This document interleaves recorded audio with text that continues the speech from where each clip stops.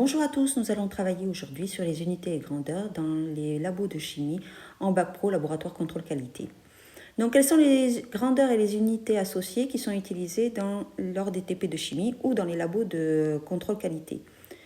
L'un des principaux, c'est le volume, donc de signes de symbole grand V et d'unité le litre ou le sous-multiple de litre.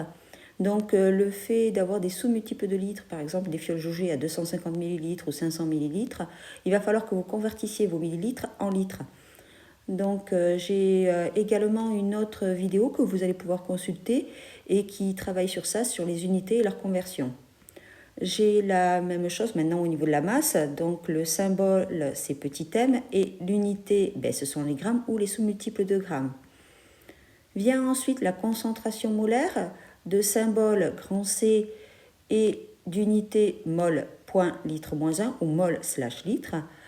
Vous avez également la concentration massique de symbole C' et ayant comme unité là, ce sont les grammes litre moins 1.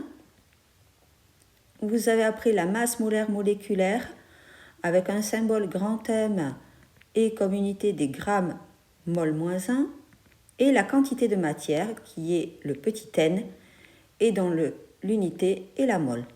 Donc au niveau d'un tableau synthétique, c'est un tableau que vous devez connaître. Vous devez connaître les grandeurs, les symboles associés et leurs unités. Donc la quantité de matière, symbole petit n, l'unité la mol. La masse molaire moléculaire, c'est la masse d'une mol. Donc le symbole grand M et l'unité, ce sont des grammes par mol. Le volume grand V et l'unité, ce sont les litres.